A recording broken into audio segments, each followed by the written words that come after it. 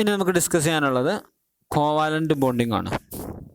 കഴിഞ്ഞ ക്ലാസ്സിൽ നമ്മൾ ഡിസ്കസ് ചെയ്തിരുന്നത് അയോണിക് ബോണ്ടുകളെ കുറിച്ചാണ്. അയോണിക് ബോണ്ടുകളെ കുറിച്ചും അതിൻ്റെ പ്രോപ്പർട്ടീസിനെ കുറിച്ചൊക്കെ നമ്മൾ കഴിഞ്ഞ ക്ലാസ്സിൽ ഡിസ്കസ് ചെയ്തു. ഇനി നമ്മൾ ഡിസ്കസ് ചെയ്യാൻ പോകുന്നത് കോവാലൻ്റ് ബോണ്ടുകളെ കുറിച്ചാണ്. അയോണിക് ബോണ്ട് പറഞ്ഞ സമയത്ത് നമ്മൾ ഡിസ്കസ് ചെയ്തിരുന്നത് ഇലക്ട്രോൺസ് ലോസ് അല്ലെങ്കിൽ ഇലക്ട്രോൺസ് ഗെയിൻ ആണ്. ചില ആറ്റങ്ങൾ ഇലക്ട്രോണിനെ വിട്ടുകൊടുക്കുന്നു, ചില ആറ്റങ്ങൾ ഇലക്ട്രോണിനെ സ്വീകരിക്കുന്നു. വിട്ടുകൊടുക്കുന്നതും സ്വീകരിക്കുന്നതും തമ്മിലൊരു ബോണ്ട് ഫോം ചെയ്യുന്നു. അതിനെയാണ് നമ്മൾ അയോണിക് ബോണ്ട് എന്ന് വിളിച്ചത്. എന്നാൽ എല്ലാ സമയത്തും ഇലക്ട്രോണുകൾ വിട്ടുകൊടുക്കാനും സ്വീകരിക്കാനും കഴിഞ്ഞോളണമെന്നില്ല. ഇലക്ട്രോണിൻ്റെ എണ്ണത്തിനനുസരിച്ച് അല്ലെങ്കിൽ ബാലൻസ് ഷെല്ലിലുള്ള ഇലക്ട്രോണുകളുടെ എണ്ണത്തിനനുസരിച്ചൊക്കെ അതിൽ വ്യത്യാസങ്ങൾ വരും. അങ്ങനെയുള്ള സമയങ്ങളിൽ ആറ്റങ്ങൾ ഇലക്ട്രോണുകളെ പരസ്പരം ഷെയർ ചെയ്തുകൊണ്ട് കോമ്പൗണ്ടുകൾ ഫോം ചെയ്യും.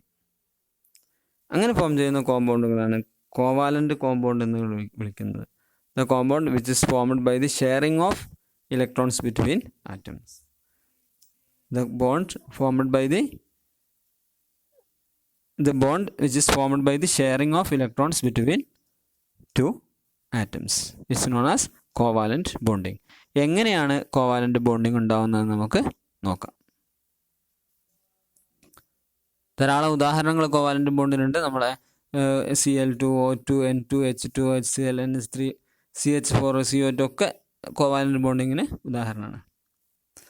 നമുക്ക് ആദ്യം ഹൈഡ്രജൻ മോളിക്യൂളിൻ്റെ ഫോർമേഷൻ നോക്കാം. ഹൈഡ്രജൻ എന്ന് പറയുന്ന ആറ്റമിക് നമ്പർ 1 ആണ്. കെയിൽ ഒരു ഇലക്ട്രോൺ മാത്രമേ ഉള്ളൂ. നോബൽ ഗ്യാസ് കോൺഫിഗറേഷനിലേക്ക് എത്തണമെങ്കിൽ 2 ഇലക്ട്രോണുകൾ കെ ഷെല്ലിൽ വേണം. ഹൈഡ്രജൻ്റെ കെ ഷെല്ലിൽ 1 ഇലക്ട്രോൺ മാത്രമേ ഉള്ളൂ. അപ്പോൾ ഈ 1 ഇലക്ട്രോണിനെ വിട്ടുകൊടുത്താൽ പിന്നീട് ഇലക്ട്രോണുകളെ ഇല്ലാത്ത അവസ്ഥ വരും. ഒരു പ്രോട്ടോൺ മാത്രമായി മാറും. മനസ്സിലായില്ലേ? അപ്പോൾ ഇലക്ട്രോണിനെ വിട്ടുകൊടുക്കുക എന്നുള്ളത് ഹൈഡ്രജനെ സംബന്ധിച്ചോളം പോസിബിൾ അല്ല. മാത്രമല്ല ഒരു ഇലക്ട്രോണിനെ സ്വീകരിച്ചു കഴിഞ്ഞാലും പ്രശ്നമാണ്. കാരണം 2 ഇലക്ട്രോണിനെ സ്വീകരിക്കുമ്പോൾ അതിൻ്റെ നെഗറ്റീവ് ചാർജ് എന്ന് പറയുന്നത് ഡബിളായി മാറുകയാണ്. ഓക്കെ, അപ്പോൾ അങ്ങനെയുള്ള പ്രശ്നങ്ങളൊക്കെ ഉള്ളതുകൊണ്ട് ഹൈഡ്രജൻ സാധാരണഗതിയിൽ ഷെയർ ചെയ്യാറാണ് പതിവ്. അപ്പോൾ ഒരു ഇലക്ട്രോണിനെ ഷെയർ ചെയ്യൽ കൊണ്ട് ഇതിന് നോബൽ ഗ്യാസ് കോൺഫിഗറേഷൻ, ഹീലിയത്തിൻ്റെ കോൺഫിഗറേഷൻ ഇതിന് അറ്റൻഡ് ചെയ്യാൻ വേണ്ടി പറ്റും. അപ്പോൾ 2 ഹൈഡ്രജൻ ആറ്റങ്ങൾ അടുത്തടുത്ത് വരുന്നതായിട്ട് സങ്കല്പിക്കാം. ഓക്കെ, അങ്ങനെ അടുത്തടുത്ത് വന്നു കഴിഞ്ഞാൽ ഈ 2 ആറ്റങ്ങളുടെയും 2ലും പ്രോട്ടോൺ ഉണ്ട്, അതേപോലെ തന്നെ ഇലക്ട്രോൺ ഉണ്ട്. ഓക്കെ, അപ്പോൾ ഒരു ആറ്റത്തിലെ ഇലക്ട്രോണും മറ്റൊന്നിലെ പ്രോട്ടോണും, അതേപോലെ തന്നെ തിരിച്ചൊന്നിലെ ഇലക്ട്രോണും മറ്റൊന്നിലെ പ്രോട്ടോണും തമ്മിൽ പരസ്പരം അട്രാക്റ്റ് ചെയ്യും. ഓക്കെ, പരസ്പരം അട്രാക്റ്റ് ചെയ്യും. അതേപോലെ തന്നെ പ്രോട്ടോണും ഇലക്ട്രോണും തമ്മിൽ റിപ്പൽ ചെയ്യുകയും ചെയ്യും. ഓക്കെ, ഇലക്ട്രോണും പ്രോട്ടോണും തമ്മിൽ അട്രാക്ട് ചെയ്യുന്ന പോലെ ഇലക്ട്രോണും പ്രോട്ടോണും തമ്മിൽ റിപ്പൽ ചെയ്യുകയും ചെയ്യും. ഇപ്പോൾ തുടക്കത്തിൽ 2 ഹൈഡ്രജൻ ആറ്റങ്ങൾ അപ്രോച്ചസ് ഈച്ച് അതർ, രണ്ടും കൂടെ അടുത്തടുത്തേക്ക് വരികയാണെങ്കിൽ ഇതിൻ്റെ പൊട്ടൻഷ്യൽ എനർജി ഡിക്രീസ് ചെയ്യും. എന്തുകൊണ്ട്? ഇത് തമ്മിലുള്ള ഫോഴ്സ് ഓഫ് അട്രാക്ഷൻ കൊണ്ട്. ഓക്കെ, അങ്ങനെ കുറഞ്ഞ് ഈ പൊട്ടൻഷ്യൽ എനർജീൻ്റെ വാല്യൂ എന്ന് പറയുന്നത് മിനിമം എത്തും. ഒരു പർട്ടിക്കുലർ ഡിസ്റ്റൻസിൽ ഈ പൊട്ടൻഷ്യൽ എനർജിയുടെ വാല്യൂ എന്ന് പറയുന്നത് ഒരു മിനിമം വാല്യൂ ആയിട്ട് മാറും. അതിനുശേഷം നമ്മൾ വീണ്ടും ഡിസ്റ്റൻസ് കുറച്ച് കഴിഞ്ഞാൽ ഈ പൊട്ടൻഷ്യൽ എനർജി ഇൻക്രീസ് ചെയ്യും. കാരണം എന്താണ്? ഈ അട്രാക്റ്റീവ് ഫോഴ്സ് എന്നത് മാറി റിപ്പൾസീവ് ഫോഴ്സായി മാറും. ഇലക്ട്രോണും അതേപോലെ പ്രോട്ടോണും തമ്മിലുള്ള ഒരു റിപ്പൾസീവ് ഫോഴ്സായിട്ട് മാറും. ഈ ഒരു സ്റ്റേജിലാണ് കോവാലൻ്റ് ബോണ്ടുകൾ ഫോം ചെയ്യുക. The covalent bond forms when the force of attraction and repulsion balance each other and the potential energy is minimum. ആ പൊസിഷനിൽ പൊട്ടൻഷ്യൽ എനർജി എന്ന് പറയുന്നത് മിനിമം ആയിരിക്കും.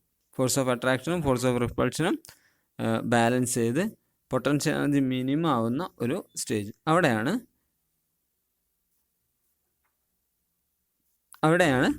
ഒരു കോവാലൻ്റ് ബോണ്ട് ഫോം ചെയ്യുക. ഇപ്പോൾ 2 ഹൈഡ്രജനുകൾ കൂടി ചേർന്ന് H2 ആവും. അവിടെ സംഭവിക്കുന്നത് എന്താണ്? ഹൈഡ്രജന് ഓരോ ഇലക്ട്രോണുകളെ വീതം ഷെയർ ചെയ്യും. നമുക്ക് സിംബോളിക്കായിട്ടത് ഇങ്ങനെ കാണിക്കാൻ വേണ്ടി പറ്റും. ഒന്നാമത്തെ ഹൈഡ്രജനാണ്. ഓക്കെ, കെ ഷെല്ലിൽ ഒരു ഇലക്ട്രോൺ ആണുള്ളത്. ഇത് മറ്റൊരു ഹൈഡ്രജനാണ്, അതിൻ്റെയും ക്യാഷിൽ ഒരു ഇലക്ട്രോണാണുള്ളത്. ഈ 2 ഇലക്ട്രോണുകൾ ഇങ്ങോട്ട് ഷെയർ ചെയ്യും. അങ്ങനെ ഷെയർ ചെയ്ത് ഈ ഇലക്ട്രോൺ ഈ ഹൈഡ്രജന് ചുറ്റും കറങ്ങും, അതോടൊപ്പം ഈ ഹൈഡ്രജന് ചുറ്റും കറങ്ങും. ഈ ഒരു ഇലക്ട്രോൺ ഈ ഹൈഡ്രജന് ചുറ്റും കറങ്ങും, അതോടൊപ്പം ഇതിന് ചുറ്റും കറങ്ങും. സ്വാഭാവികമായിട്ട് ഇത് രണ്ടും അടുത്തടുത്ത് നിൽക്കണം, വേണ്ടേ? അല്ലാതെ ഈ ഇലക്ട്രോണിന് അങ്ങോട്ടും ഇങ്ങോട്ടും കറങ്ങാനില്ല. അപ്പോൾ ഇത് രണ്ടും കൂടെ കൂടിച്ച് H2 എന്ന് പറയുന്ന ഒരു കോമ്പൗണ്ടായിട്ട് മാറും. ഇതുപോലെ തന്നെയാണ് Cl2 ഫോം ചെയ്യുന്നത്. ക്ലോറിൻ്റെത് ഒരു ക്ലോറിൻ്റെ 7 ലാസ്റ്റ് ഉള്ളത്. അതിനൊന്നും സ്വീകരിക്കാനില്ലെങ്കിൽ കഴിയില്ലെങ്കിൽ എന്ത് ചെയ്യും? അവസാനത്തെ ഒരു വീതം ഷെയർ ചെയ്യും. ഓക്കെ, ഈ നിങ്ങളുടെ ഈ ടെക്സ്റ്റിൽ കാണിച്ച ചിത്രങ്ങളൊക്കെ അതാണ്. ഓക്കെ, ഓരോന്നും വീതം ഷെയർ ചെയ്യും. ഇപ്പോൾ ഇതിൽ ഈ ക്ലോറിനിൽ ഇവിടെ 2, 4, 6, 7ാമത്തെ ഇവിടെ ഉണ്ട്. ഇതേപോലെ 2, 4, 6, 7ാമത്തെ ഇവിടെ ഉണ്ട്. ഈ 2 ഈ ഇതങ്ങോട്ട് ഷെയർ ചെയ്യും. അതാണ് ഇവിടെ ഇങ്ങനെ കാണിച്ചിട്ടുള്ളത്. ഓക്കെ, ഇങ്ങനെ കാണിച്ചില്ല. സിയിൽ ഈ 2 എന്നാണ് പരസ്പരം ഷെയർ ചെയ്യാണ്. അപ്പം ഇങ്ങനെ ഷെയറിങ് കൊണ്ടുണ്ടാവുന്ന bond which is formed by sharing of electrons between the atoms is called a covalent bond. Okay, ഇതിനാണ് നമ്മൾ കോവാലന്റ് ബോണ്ട് എന്ന് വിളിക്കുക. ക്ലിയർ ആണല്ലോ? A bond which is formed by the sharing of electrons between atoms.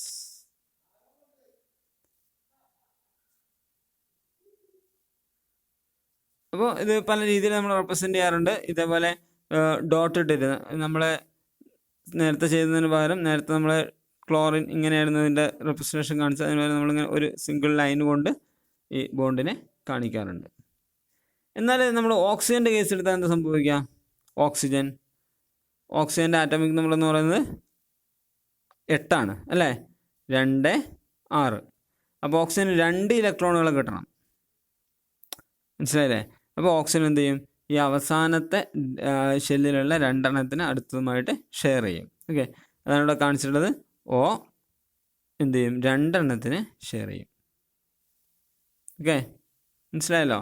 Oxygen 2 share ചെയ്യും. അപ്പോൾ ഇതേപോലെ ഓരോ ആറ്റവും അതിന് എത്രയാണോ വേണ്ടത് 2, 3 ഒക്കെ ഇങ്ങനെ ഷെയർ ചെയ്യും. അപ്പോൾ ഈ 2 ഷെയർ ചെയ്യുന്നു, ഒരു ആറ്റത്തിൽ തന്നെ 2 ഷെയർ ചെയ്യുന്നത് കൊണ്ട് നമ്മൾ അതിനെ വിളിക്കുക ഡബിൾ ബോണ്ട് എന്നാണ്. Double bond. മറ്റേ നമ്മൾ സിംഗിൾ ബോണ്ട് എന്നായിരുന്നു വിളിക്കുക. ഒരു ഇലക്ട്രോണിനെ മാത്രം ഷെയർ ചെയ്യുന്നത് നമ്മൾ സിംഗിൾ ബോണ്ട് എന്ന് വിളിക്കും. 2 ഇലക്ട്രോണിനെ ഷെയർ ചെയ്യുകയാണ് നമ്മളതിനെ ഡബിൾ ബോണ്ട് എന്ന് വിളിക്കും. ഓക്കെ, ഇപ്പോൾ ഡബിൾ ബോണ്ട് ഓക്സിജൻ ഡബിൾ ബോണ്ടാണ്. കാരണം എന്താണ്? ഓക്സിജൻ്റെ 2 ഇലക്ട്രോണിന് അടുത്ത ഓക്സിജനുമായിട്ട് ഷെയർ ചെയ്യുന്നുണ്ട്. അതിന് റെപ്രസെൻ്റ് ചെയ്യാൻ വേണ്ടി നമ്മൾ ഒരു ഡബിൾ ലൈന്, നേരത്തെ ക്ലോറിന് നമ്മൾ സിംഗിൾ ലൈൻ കൊണ്ടാണ് റെപ്രസെൻ്റ് ചെയ്തതെന്ന്, ഇവിടെ നമ്മൾ ഓക്സിജൻ ഡബിൾ ലൈൻ കൊണ്ട് റെപ്രസെൻ്റ് ചെയ്യും. അതിനർത്ഥം എന്താണ്?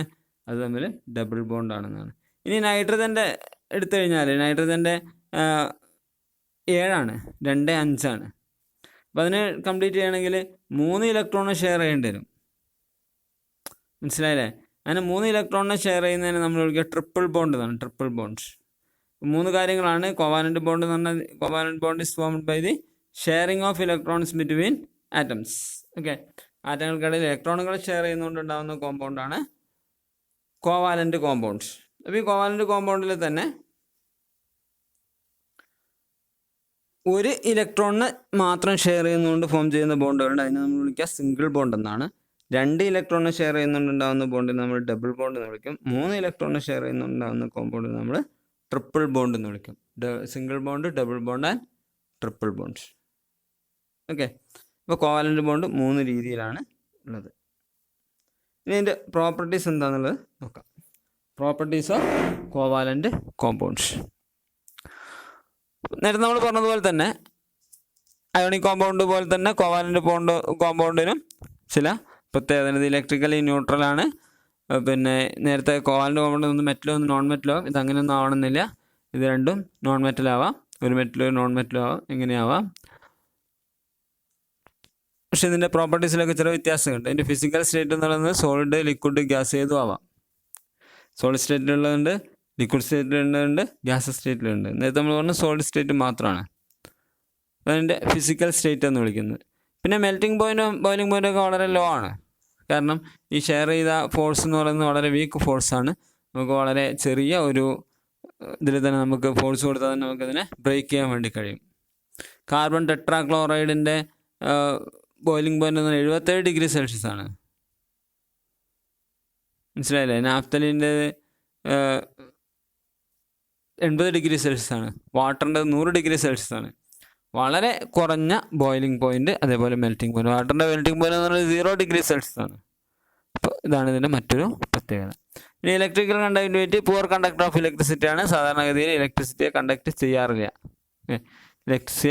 ഇലക്ട്രിസിറ്റി കണ്ടക്ട് ചെയ്യാത്ത സാധനമാണ് ഈ കോവാലൻ്റ് കോമ്പൗണ്ട്. അതായത് സൊല്യൂബിലിറ്റി നേരത്തെ നമ്മൾ പറഞ്ഞ പോലെ soluble in water but insoluble in organic solvent such as alcohol, chloroform, benzene etcetera. അതിലൊന്ന് ലയിച്ച് ചേരില്ല, സൊല്യൂബിൾ അല്ല. എന്നാൽ ഓർഗാനിക് കോമ്പൗണ്ടുകളിൽ ഇത് സൊല്യൂബിളുമാണ്. ഓക്കെ, അപ്പോൾ ഇതാണ് 4 പ്രത്യേകതകൾ. പിന്നെ ഫിസിക്കൽ സ്റ്റേറ്റ് സോളിഡോ ലിക്വിഡോ ഗ്യാസോ ആവാം. അതുപോലെ തന്നെ മെൽറ്റിംഗ് പോയിന്റും ബോയിലിംഗ് പോയിന്റും ഒക്കെ വളരെ ലോ ആണ്. ഇലക്ട്രിസിറ്റിയുടെ പുവർ കണ്ടക്ടറാണ്. അതേപോലെ സൊല്യൂബിലിറ്റി എന്ന് പറയുന്നത് വെള്ളത്തിൽ ലയിക്കും, വെള്ളത്തിൽ ലയിക്കില്ല, മറ്റു പല ഓർഗാനിക് കോമ്പൗണ്ടുകളൊക്കെ ഇത് സൊല്യൂബിളുമാണ്. അപ്പോൾ ഇത്രയാണ് ഈ ചാപ്റ്റർ. നമ്മൾ പ്രധാനമായിട്ട് പഠിച്ചത് അയോണിക് ബോണ്ടും കോവാലൻ്റ് ബോണ്ടും ആണ്. രണ്ട് തമ്മിലുള്ള ഡിഫറൻസ് മനസ്സിലാക്കുക. H2O വാട്ടർ എന്ന് പറയുന്നത് ഒരു കോവാലൻ്റ് കോമ്പൗണ്ടാണ്. നമുക്കൊന്ന് നോക്കി നോക്കാം എങ്ങനെയാണ് H2O compound, water covalent compound form ചെയ്യുന്നത് നോക്കി നോക്കാം. H നമുക്കറിയാം, അതിൻ്റെ ആറ്റോമിക് നമ്പർ എന്ന് പറയുന്നത് എത്രയാണ്? ഹൈഡ്രജൻ്റെ ആറ്റോമിക് നമ്പർ എന്ന് പറയുന്നത് 1 ആണ് അല്ലേ? ഓക്സിജൻ്റെ ആറ്റോമിക് നമ്പർ എന്ന് പറയുന്നത് 8 ആണ്. ഇപ്പം ഇതിൽ കെയിൽ 1 മാത്രം, ഇതിലാണെങ്കിൽ 2, 6 അല്ലേ? 2, 6. അപ്പോൾ ഇതിന് എന്ത് വേണം? 2 ഇലക്ട്രോണുകൾ ആവശ്യമാണ്. അപ്പോൾ ഒരു H ഒരു ഓക്സിജനാണ്. അതിന് ഔട്ടർ മോസ്റ്റ് ലൂയിസ് സ്ട്രക്ചർ പറയുകയാണെങ്കിൽ 1, 2, 3, 4, 5, 6 ഇലക്ട്രോണുകളുണ്ട്. 2 ഇലക്ട്രോണുകൾ കൂടെ ആവശ്യമാണ്. അപ്പോൾ ഒരു ഹൈഡ്രജൻ, ഇത് ഓക്സിജനാണ്, ഒരു ഹൈഡ്രജൻ ഇവിടെ ഉണ്ടാവും, അതൊരു ഇലക്ട്രോൺ വെച്ച് ഇവിടെ ഷെയർ ചെയ്യും. വേറൊരു ഹൈഡ്രജൻ ഇവിടെ ഉണ്ടാവും, അതിൻ്റെ ഒരു ഇലക്ട്രോൺ വെച്ചിട്ട് ഇവിടെയും ഷെയർ ചെയ്യും. അപ്പോൾ ഈ ഇലക്ട്രോൺ ഇതിന് ചുറ്റും കറങ്ങുന്നതോടൊപ്പം വട്ടത്തിന് ഓക്സിജൻ മോളിക്കൂളും ചുറ്റും കറങ്ങും. ഈ ഇലക്ട്രോൺ ഓക്സിജന് ചുറ്റും കറങ്ങുന്നതോടൊപ്പം ഹൈഡ്രജന് ചുറ്റും കറങ്ങും. അതേപോലെ ഇവിടെയും സംഭവിക്കും. അപ്പോൾ ഓക്സിജൻ എന്ത് ചെയ്യും? അപ്പുറത്തും ഇപ്പുറത്തും ഓരോ ഹൈഡ്രജൻ ഉള്ളതുപോലെ ഫീൽ ചെയ്യും. അപ്പുറത്തും ഇപ്പുറത്തും ഓരോ ഹൈഡ്രജനായിട്ട് ഒരു ഇലക്ട്രോൺ ഷെയർ ചെയ്തതുപോലെ ഫീൽ ചെയ്യും. ഓക്സിജൻ്റെ ഒക്ടറ്റ് കംപ്ലീറ്റ് ആക്കും. ഓക്കെ, അപ്പോൾ ഇതാണ് കോവാലൻ്റ് ബോണ്ടിങ്. നമ്മൾ പഠിച്ചത് അയോണിക് ബോണ്ട്, അതേപോലെ തന്നെ കോവാലൻ്റ് ബോണ്ട്. കോവാലൻ്റ് ബോണ്ട് പഠിച്ച സമയത്ത് നമ്മൾ പഠിച്ചു single bond, double bond, triple bond. Clear ആണല്ലോ? എന്തെങ്കിലുമൊക്കെ സംശയങ്ങളുണ്ടെങ്കിൽ ഇത് ക്ലിയർ ചെയ്യുക. ഇത് നമുക്ക് വളരെ പ്രധാനപ്പെട്ട ഒരു സാധനമാണ്. കാരണം എങ്ങനെയാണ് കോമ്പൗണ്ടുകൾ ഫോം ചെയ്യുന്നത് എന്ന് പഠിക്കണമെങ്കിൽ നമുക്കിത് ആവശ്യമാണ്. ഇനി ഏത് കോമ്പൗണ്ടുകൾ എങ്ങനെ ഫോം ചെയ്യുന്നു നമുക്ക് ഈ കെമിക്കൽ ബോണ്ടിങ് അറിയെങ്കിൽ വളരെ കൃത്യമായിട്ട് നമുക്ക് പറയാൻ വേണ്ടി കഴിയും. ഇതോടുകൂടി ഈ ചാപ്റ്റർ കംപ്ലീറ്റ് ചെയ്തു. അടുത്ത ക്ലാസ്സിൽ നമുക്ക് അടുത്ത ചാപ്റ്റർ തുടങ്ങാം. അതിനു മുമ്പ് നല്ല കൃത്യമായിട്ട് പഠിച്ചു വരാം. എന്തെങ്കിലുമൊക്കെ സംശയങ്ങളുണ്ടെങ്കിലൊക്കെ ചോദിച്ച് ക്ലിയർ ചെയ്യാം.